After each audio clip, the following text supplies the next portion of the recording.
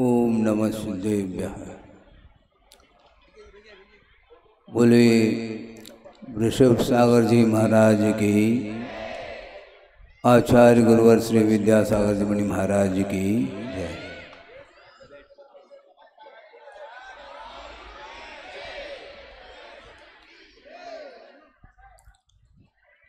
बोलिए परम पूज्य मुनि श्री ईश्वर समय सागर जी मुनि महाराज की, मुनि संघ की। प्रभु ने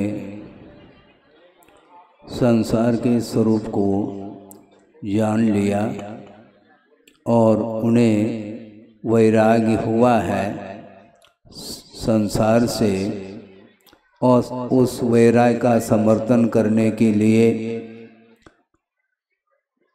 लोकांतिक देवों का भी आना हुआ और उन्होंने जैनेश्वरी दीक्षा को अंगीकार किए हैं। आगम से ये भली भांति ज्ञात हो जाता है, कोई भी अपवाद नहीं है, चाहे वो सामान्य व्यक्ति हो और अथवा उसी भाव से तीर्थंकर प्रकृति का उदय जिन्हें होना है, इसके बावजूद भी बिना दिगंबरत्व को अंगीकार किए कर्मों का क्षय संभव नहीं है। इसलिए 10 प्रकार के बाहरी परिग्रहों का विमोचन किया है और अंतरंग के परिग्रह जो हैं उनको क्षय करने के लिए कटिबद्ध हुए हैं। और ये प्रत्येक संसारी प्राणी के लिए बहुत कठिन कार्य हुआ है, क्योंकि संसार छोड़ना, मोह को समाप्त करने का भाव मन में लाना अत्यंत दुर्लभ हुआ करता है। और प्रभु को वैराग्य हुआ, उनको देख करके और भी बहुत सारे राजा महाराजाएं जिनके प्रभाव से दीक्षित होने का भाव उनके अंदर भी आता है। और तीर्थंकर प्रकृति का सत्व जिनके अंदर है, वे युग के आदि में आदिश्वर महाराज वृषभ सागर जी महाराज, वो किसी को दीक्षित नहीं करते और वे किसी से दीक्षित नहीं होते, किंतु स्थापना निक्षेप की अपेक्षा से निमित्त के रूप में उनकी दीक्षा में किसी का भी निमित्त उपस्थित हुआ है, ये अलग वस्तु। किंतु दीक्षित होते ही पहले ही दीक्षा के पूर्व में ही मत ज्ञान, श्रुत ज्ञान और अवधि ज्ञान के वो धारक रहे।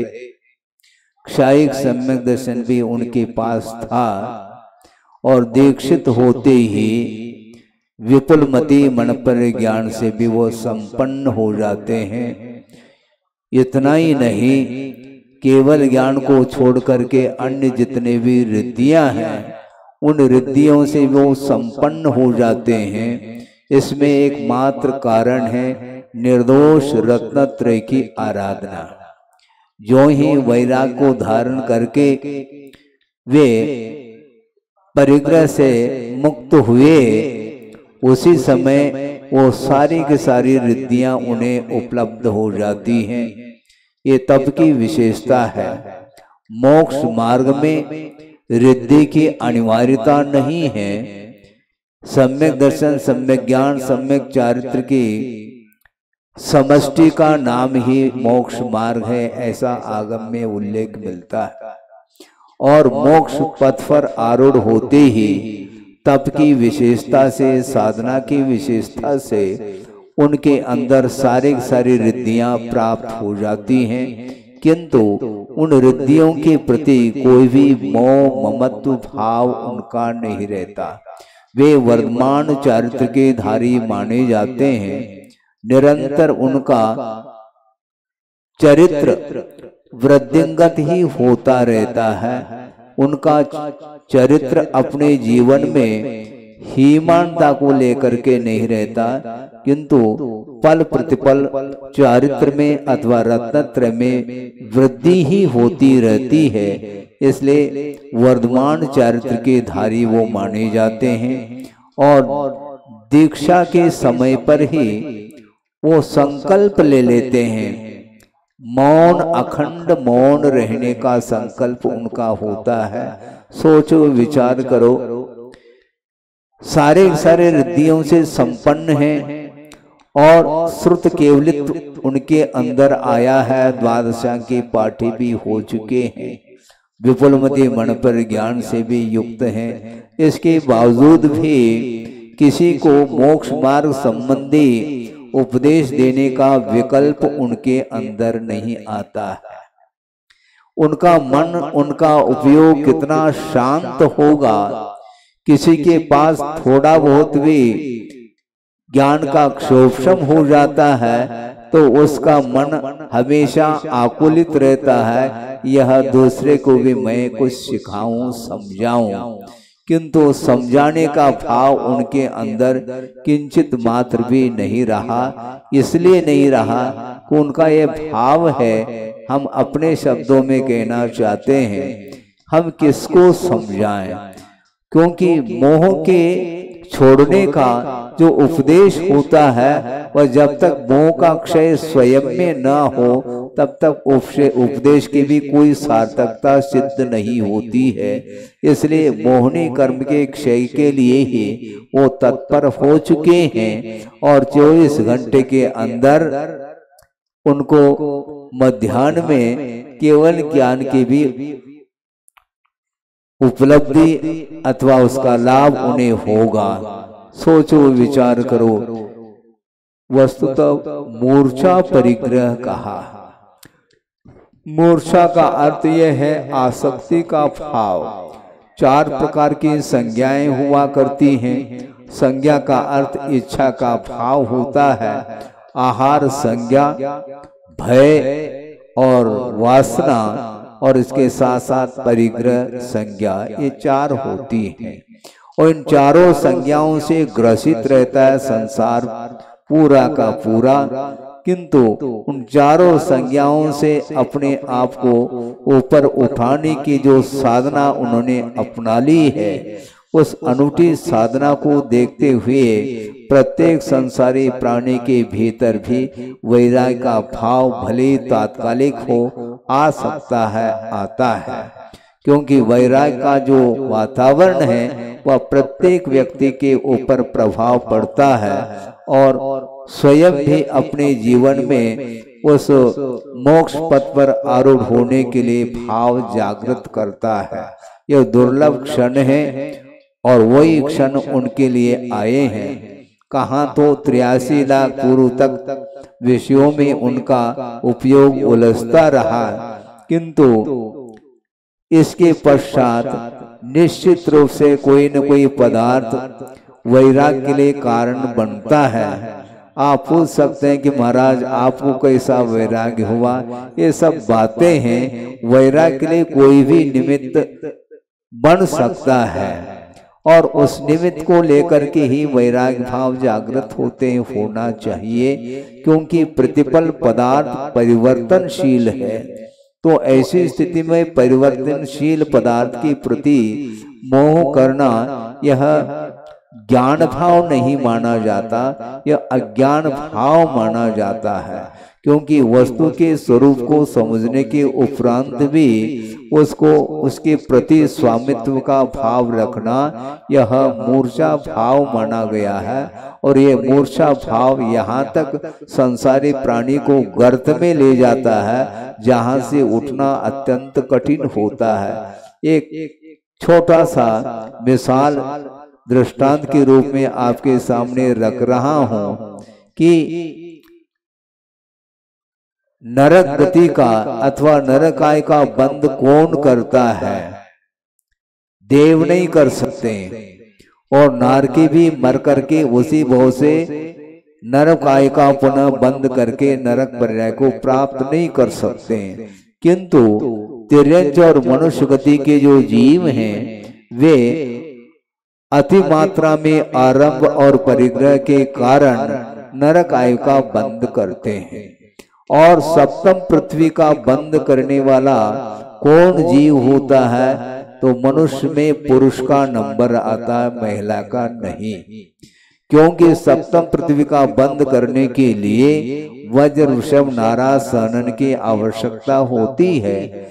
इसी प्रकार एक अपवाद है तिर्यंच गति में कि एक राघव मच्छ अथवा तंदुल मच्छ हुआ करता है, जो कि असंख्यात द्वीप समुद्र के पश्चात जो अंतिम समुद्र है स्वयंभू रमण समुद्र माना जाता है, उसमें रहने वाला वह तंदुल मच्छ और राघव मच्छ वहां तक पहुंचने की क्षमता रखता है। सोचो विचार करो, वहां पर वह राघव मच्छ जिसकी काया के बारे में आपने पढ़ा होगा, 1000 योजन लंबा और 500 योजन चौड़ाई को लेकर के और 250 योजन उसकी मोटाई है शरीर की। इस प्रकार की विशाल काय को लेकर के वह स्वयं ब्रह्मण समुद्र में रहता है और उसके कान में एक छोटा सा मत्स्य रहता है जिसका नाम तंदुल कहा। तंदुल छोटा होता है, इस अपेक्षा से उपमा की दृष्टि से उस मत्स्य का नाम भी तंदुल मत्स्य पड़ा है। और वह तंदुल मत्स्य उसके राघव मत्स्य के कान में रहता हुआ यह सोच रहा है कि राघव मत्स्य का मुख जो है इतना लंबा चौड़ा है और वह मुख को फाड़ करके यानी मुख को खोल करके निद्रित अवस्था में है और उसके मुख में वो समुद्री बड़े बड़े छोटे छोटे जो मत्स्य हैं वो उसके भीतर आ रहे हैं, जा रहे हैं, आ रहे हैं, जा रहे हैं। और यह मूर्ख है राघव मत्स्य। यदि इसके स्थान पर मैं होता तो एक भी मछली को छोड़ता नहीं, सभी मछलियों का मैं भक्षण कर लेता। इस प्रकार का भाव होना ही पर्याप्त रहा और उस निकृष्ट संक्लेश परिणाम के कारण सप्तम पृथ्वी का बंद करके वह 33 सागर के आयु का बंद कर लेता है और वहां पर पहुंच जाता है। एक क्षण के लिए अत्यासक्ति का परिणाम यह है कि वहां पर द्रव्य हिंसा की दृष्टि से देखा जाए कोई विशेष हिंसा उसने की नहीं, किंतु भावात्मक जो हिंसा के परिणाम हुए उसके फल स्वरूप उसको 33 सागर के आयु का बंद करना पड़ा और एक क्षण का यह भाव उसको 33 सागर के लिए भोगना पड़ता है। इसलिए मूर्छा का नाम परिग्रह बोला है। इसलिए आत्मा को ग्रसित करने वाला, बांध करके रखने वाला यदि कोई भाव है वह परिग्रह मूर्छा भाव माना जाता है। इसलिए वस्तु के स्वरूप को जानने के उपरांत कभी भी उन पर वस्तु के प्रति आकर्षण का भाव उसका रहता नहीं। इसलिए एक बार जिसने सम्यक दर्शन को प्राप्त कर लिया है वह संसार का उसका विच्छेद हो जाता है सम्यक दर्शन रूप परिणाम के द्वारा और उसका संसार चुल्लुवर रह जाता है और उसके भी क्षय करने के लिए वह निरंतर प्रयत्नशील रहता है। हम और आपके पास थोड़ा सा ज्ञान होने के उपरांत भी इस प्रकार के परिणाम उज्जवल हो रहे हैं, तो प्रभु के परिणाम कैसे हुए होंगे? वो सारा का सारा जो वैभव था, जिस वैभव का उपभोक्ता वह स्वयं ही रहे, 3 लोक की संपदा भी उनके चरणों में रही। इसके उपरांत भी वस्तु का स्वरूप जब उन्हें ज्ञात हो गया तो पुनः उसको ग्रहण करने का भाव उनके अंदर नहीं आया। आचार्य महाराज ने कहा था हम और आप भी 12 भावना का चिंतन करते हैं और प्रभु भी 12 भावना का चिंतन करते हैं, किंतु कभी भी ड्रामा नहीं खेलते। एक बार 12 भावना का चिंतन कर लिया तो वो मुख मोड़ देते हैं। बार बार घूम घूम करके हवेली को देखने का भाव उनके अंदर नहीं आया और एक बार वैराग्य हुआ, जीर्ण तृण के समान उस वैभव को प्रतीति में लाया। क्योंकि जब तक ज्ञान नहीं होता है, जब तक सम्यक दर्शन सक्रिय नहीं होता, तब तक पर पदार्थ के प्रति ममत्व का भाव विद्यमान रहता है। और जो ही वैराग्य हुआ तो उनकी दृष्टि में वह वैभव एक जीर्ण शीर्ण जो तृण है वह किसी भी व्यक्ति के उपयोग में नहीं आने वाला है। इस प्रकार उनके ज्ञान में वह वस्तु आती रही। इसलिए आप लोगों के बीच में रहते थे, क्योंकि राग के कारण ही संसारी प्राणी रागियों के बीच में रहता है, किंतु वैराग्य होते ही वह संसार से निकल जाता है। थोड़ा सा और विषय इसको आपके सामने रखना चाहता हूँ। बार बार चिंतन करने से ये बात सामने आती है, विकल्प आते हैं कि प्रभु उसी भव से मुक्त होंगे, उसी भव से उन्हें केवल ज्ञान की उपलब्धि होगी और जीवन पर्यंत जो भी उनके पास आयु है 1,00,000 पूर्व की आयु, किंतु ये ध्यान रखो अकाल मरण उनका नहीं होता, अकाल मरण नहीं होता। और उसी भाव से उन्हें केवल ज्ञान होने वाला है। मन में भाव ये आता है जब उनको वैराग्य हो ही गया है तो हवेली को छोड़ करके वन की ओर विहार करने की क्या आवश्यकता थी। ये मन में बार बार विकल्प आता है, किंतु इसका समाधान ये है कि अनंतकालीन जो मोहजन्य संस्कार आत्मा के ऊपर पड़े हुए हैं उनको समाप्त करने के लिए वातावरण की भी बड़ी आवश्यकता है। राग के क्षेत्र में रह करके ध्यान करना प्राथमिक दशा में संभव नहीं है, इसलिए हवेली को छोड़ करके रागियों के परिसर को छोड़ करके वो एकाकी हो करके वन की ओर उन्होंने विहार किया है।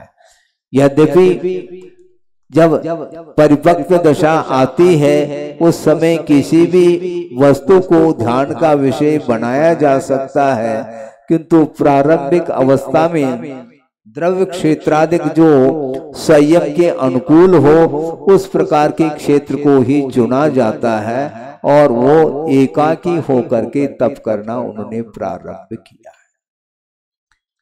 मैं अकेला हूं कहना बहुत सरल है, मैं अकेला हूं कहना बहुत सरल है, और मैं अकेला हूं कहते कहते कोई व्यक्ति आ जाए तो उसके सामने ये भी भाव आ जाता है कि कब आ गए आप, और कौन कौन साथ में आया है, आदि आदि। क्यों ऐसा क्यों होता है? इसी का नाम इसको क्या बोलेंगे, एक मात्र कथन है। फीलिंग्स भीतर भाव आना चाहिए कि वस्तुतः देखा जाए मैं अकेला आया हूं और मुझे अकेला ही जाना है, और बंद भी संसारी प्राणी अकेला करता है परिणामों के द्वारा, और उन कर्मों का क्षय भी किसी के साथी के साथ ने अकेलापन का अनुभव करते हुए ही कर्मों का क्षय करने का भी भाव उनके अंदर आ जाता है। इस प्रकार उन्होंने अपने जीवन में वस्तु के स्वरूप को समझते हुए 12 भावना का चिंतन उन्होंने किया है।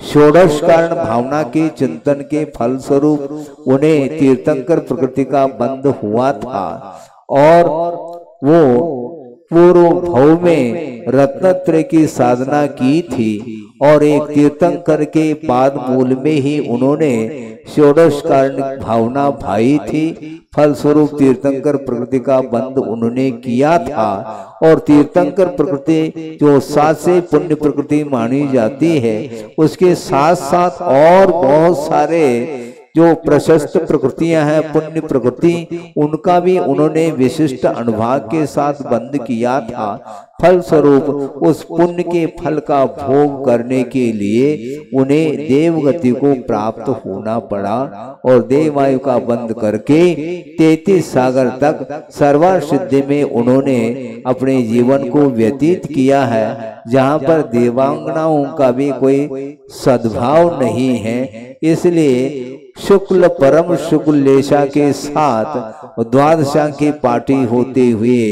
वे निरंतर तत्व चिंतन में ही लीन रहे और उसके पश्चात यहाँ पर आने के बाद जो अवशिष्ट पुण्य था उसका फल भी उन्हें भोगना था। इसलिए 83 लाख पूर्व तक उस वैभव का उपभोग करते रहे।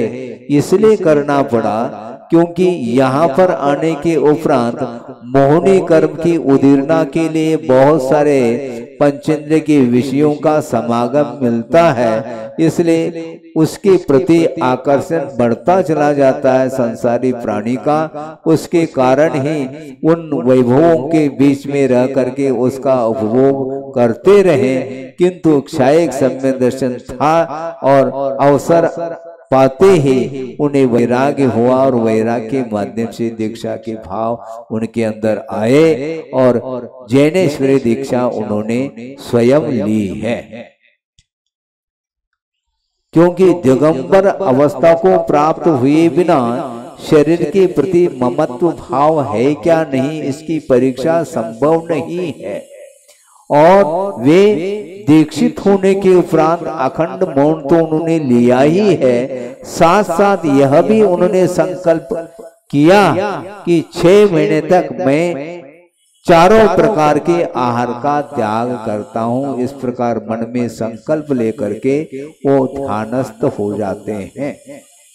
और 6 महीने व्यतीत होने के उपरांत आहार की बात आती है, क्योंकि आहार संज्ञा जब तक छठा गुण स्थान है तब तक आहार संज्ञा बनी रहती है। इसलिए 6 महीने तक तो संकल्प पूर्वक उन्होंने अनशन तप किया।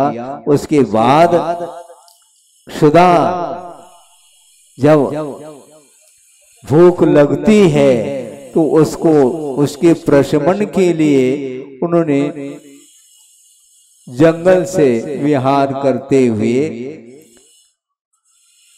आगम के अनुरूप आहारचर्या को संपन्न करने के लिए निकले। इसके बाद भी अंतराय कर्म का ऐसा तीव्र उदय आया कि 6 महीने तक अनशन करने के उपरांत भी अंतराय कर्म का क्षोभशम नहीं रहा और तीव्र अंतराय कर्म के उदय के कारण 6 महीने तक पुनः उन्हें आहार का लाभ नहीं हो पाया।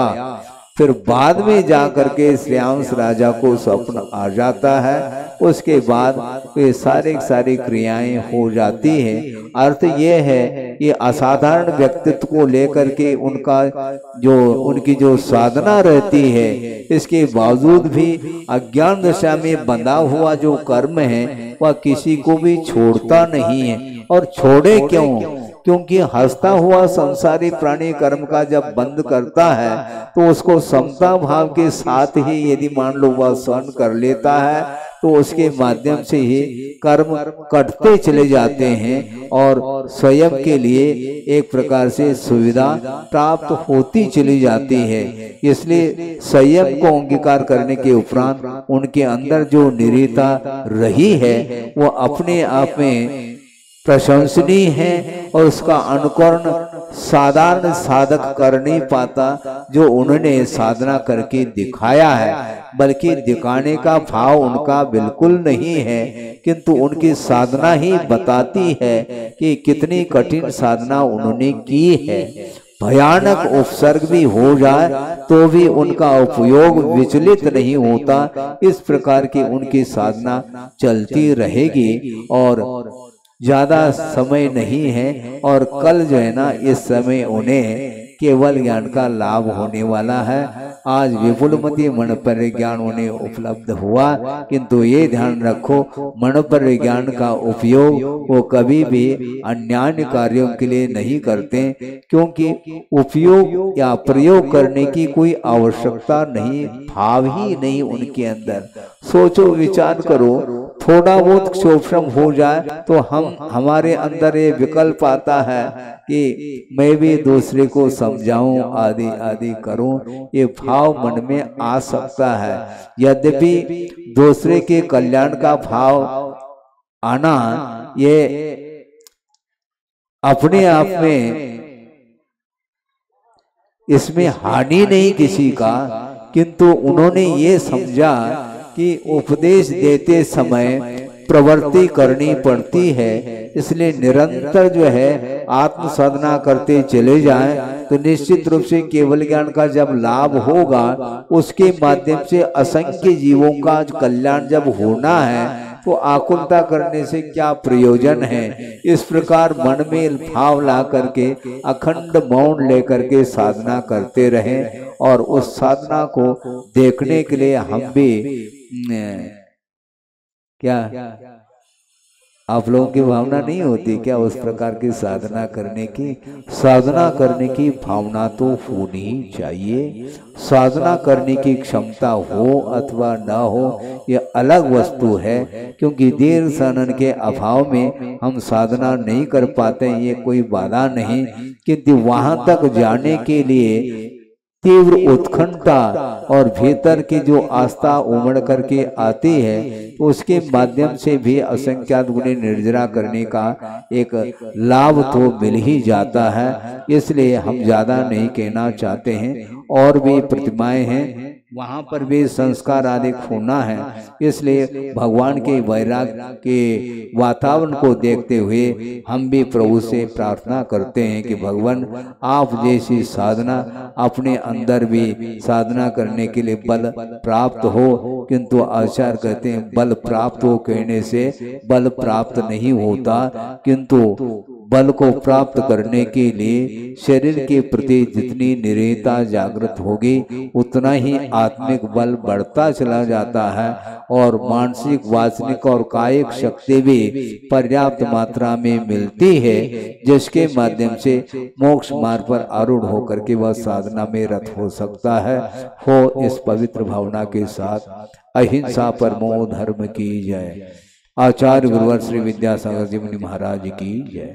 बोधि समाधि परिणाम शुद्धि स्वात्मोपलब्धि शिव शोक शुद्धि चिंतामणिम चिंतित वस्तुदाने त्वां वंदमानस्य ममास्तु।